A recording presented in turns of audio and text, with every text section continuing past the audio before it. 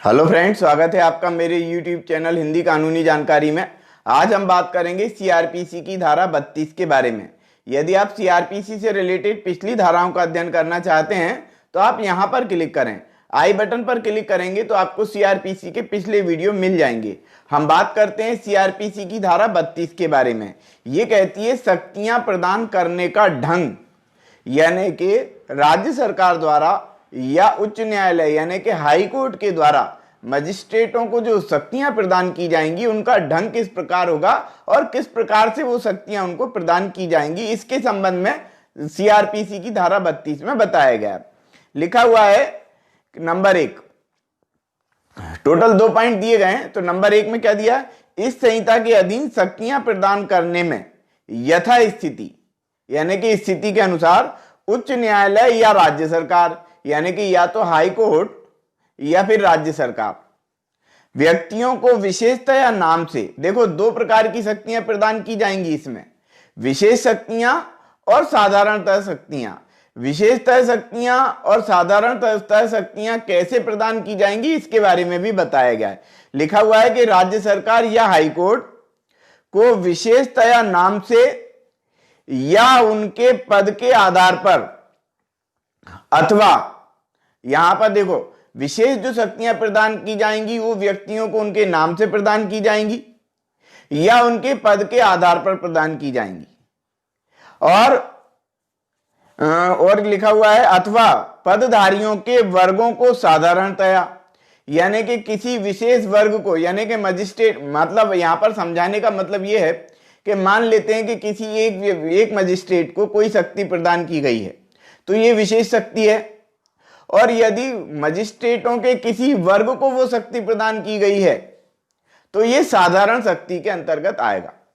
यानी कि साधारण शक्तियां वो होंगी जो मजिस्ट्रेटों के किसी वर्ग को प्रदान की जाएंगी, और विशेष शक्तियां जो होंगी वो किसी एक मजिस्ट्रेट को या कुछ मजिस्ट्रेट को प्रदान की जाएंगी। इस प्रकार से यहां पर बताया गया कि पदधारियों के वर्गों को साधारणतया उनके पदीय अभिधानों से आदेश द्वारा सशक्त कर सकती है। कौन सशक्त कर सकती है, पहले पढ़ लिया हमने, या तो राज्य सरकार या हाई कोर्ट। हाई कोर्ट या राज्य सरकार किन्हीं व्यक्तियों को विशेष शक्तियां प्रदान कर सकता है कि और किन्हीं मजिस्ट्रेटों को सामान्य शक्तियां प्रदान कर सकता है। यहां पर लिखा है कि जब शक्ति एक अथवा कुछ मजिस्ट्रेटों को प्रदान की जाती है तो यह शक्तियां जो है विशेष अथवा विनिर्दिष्ट शक्तियां कही जाएंगी। और इसी प्रकार से यदि मजिस्ट्रेटों के किन्हीं वर्गों को कुछ शक्तियां प्रदान की जाती हैं तो वे साधारण शक्तियां प्रदान की गई हैं ऐसा माना जाएगा। यहां पर यह स्पष्ट कर देना उचित है। यहां पर हम पॉइंट नंबर 2 के बारे में भी समझते हैं, ऐसा प्रत्येक आदेश।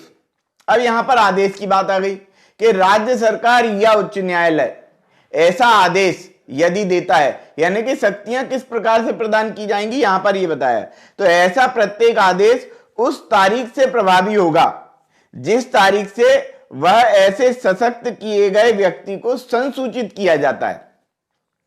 यानी कि विशेष शक्तियां प्रदान की गई हैं या साधारण शक्तियां प्रदान की गई हैं, लेकिन यदि कोई ऐसा आदेश दिया गया है राज्य सरकार द्वारा या जो है उच्च न्यायालय के द्वारा यानी कि हाई कोर्ट के द्वारा, यदि ऐसा आदेश दे दिया गया है और वह आदेश उस व्यक्ति को, उस मजिस्ट्रेट को प्राप्त हो गया है तो उस दिनांक से वो शक्तियां मानी जाएंगी, यानी कि उनको संसूचित कर दिया गया है, सूचित कर दिया गया है और ऐसी सूचना उनको दे दी गई है मजिस्ट्रेट को या व्यक्ति को, विशेष में व्यक्तियों को और साधारणतया मजिस्ट्रेटों को प्रदान की गई हैं शक्तियां और उनकी सूचना उनको दी गई है, तो उस सूचना दिनांक से उनको शक्तियां प्रदान की गई हैं ऐसा माना जाएगा। अब यहां पर हम एक उदाहरण ले लेते हैं। मान लेते हैं कि राज्य सरकार ने या उच्च न्यायालय ने क्या किया कि गजट का प्रकाशन करवा दिया। अब गजट का प्रकाशन करवा दिया और गजट के प्रकाशन में उन शक्तियों को प्रदान कर दिया गया, लेकिन उस मजिस्ट्रेट को सूचित नहीं किया गया और सूचित किया गया बाद में।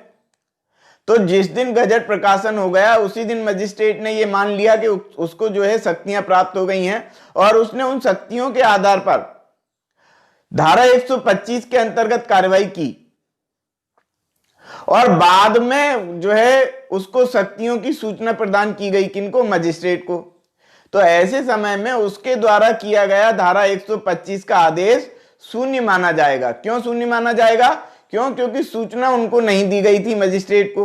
गजट नोटिफिकेशन का प्रकाशन हो गया था, तो गजट नोटिफिकेशन के प्रकाशन से शक्तियां प्रदान नहीं की गई हैं। यहां पर शक्तियां प्रदान की गई हैं कब? जब मजिस्ट्रेट को संसूचित कर दिया जाता है, यानी कि सूचित कर दिया जाता है। तो मजिस्ट्रेट को जिस दिन सूचना प्राप्त होगी, लिखित सूचना प्राप्त होगी, उस दिन यह माना जाएगा कि उनको वो शक्तियां प्रदान कर दी गई हैं।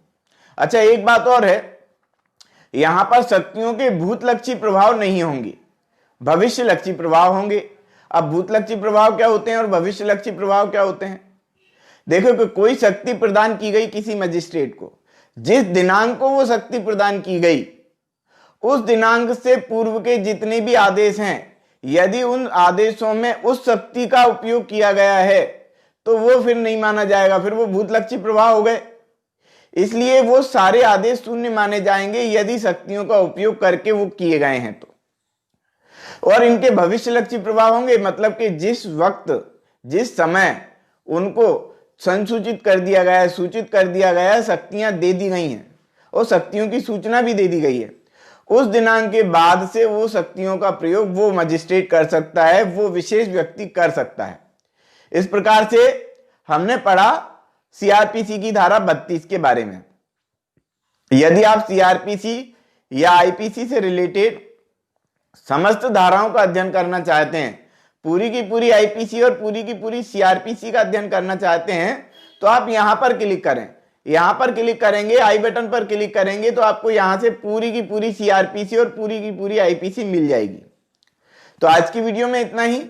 वीडियो यदि आपको पसंद आया हो तो वीडियो को लाइक करें, शेयर करें, कमेंट्स करें, और यदि आपने हमारे चैनल को अभी तक सब्सक्राइब नहीं किया है तो चैनल को सब्सक्राइब कर लें, बेल आइकॉन प्रेस कर दें ताकि अगली वीडियो का नोटिफिकेशन भी आपको मिल सके।